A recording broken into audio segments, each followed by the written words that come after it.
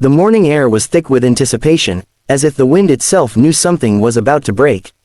Officer Jenna Morales adjusted her vest and patted the head of Rex, her K-9 partner, a sleek, jet-black German shepherd with eyes that missed nothing.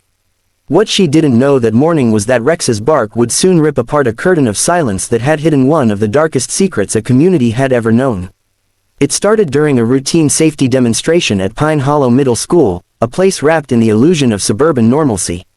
Teachers smiled politely, the principal gave his rehearsed welcome speech, and kids giggled as Rex showed off his search skills.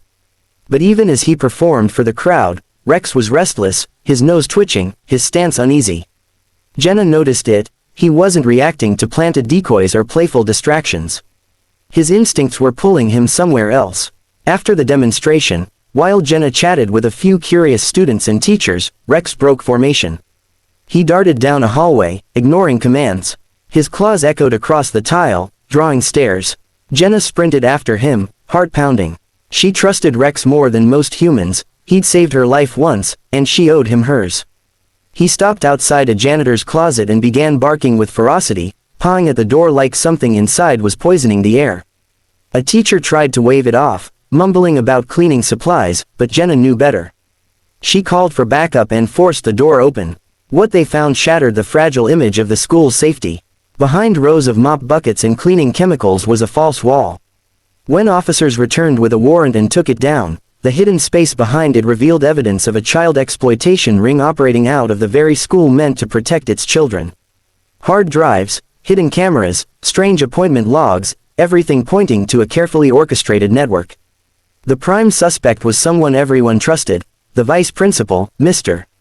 Dyer. Kind, fatherly, and always concerned about student well-being, he had been exploiting his position for years. The closet had been his personal vault, and no one suspected a thing, until Rex barked.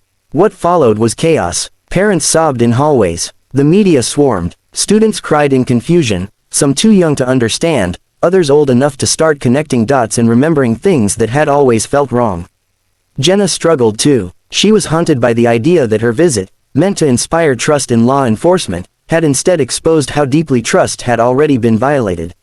She thought of the children, their innocence stolen, their trust shattered. She stayed up nights going through the recovered evidence, identifying victims, working with child psychologists and victim advocates. The job had never felt heavier. In Rex, he changed, too. He slept less, growled more. It was as if he, too, carried the weight of what he had found. Jenna often lay with him at night, her hand on his side, whispering thanks that he had followed his instincts. One girl, Mia, became the face of the healing. 12 years old, quiet, and brilliant, she had been one of the exploited, but it was her testimony that helped build the case. She spoke, trembling but determined, during the trial. She looked at Mr. Dyer and said, "You told me no one would believe me. But they believed Rex, and now they believe me." That moment struck like lightning through the courtroom. Mr. Dyer was sentenced to 120 years in prison. Several others involved, administrators, contractors, and outsiders using the school as a hub, were uncovered and arrested. The school shut down for a year. In its place rose a new community center dedicated to trauma recovery and youth empowerment, named the Rex Center for Hope. Rex was honored nationwide, medals, ceremonies, television specials. But Jenna knew he didn't care for any of that.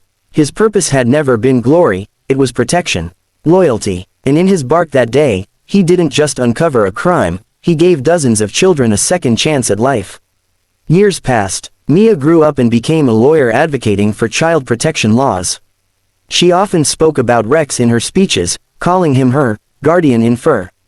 Jenna and Rex continued their work, but every so often, they'd drive past the Rex Center, watch the children playing outside, laughing, healing. And Jenna would kneel beside her old partner and say, "You did that, buddy.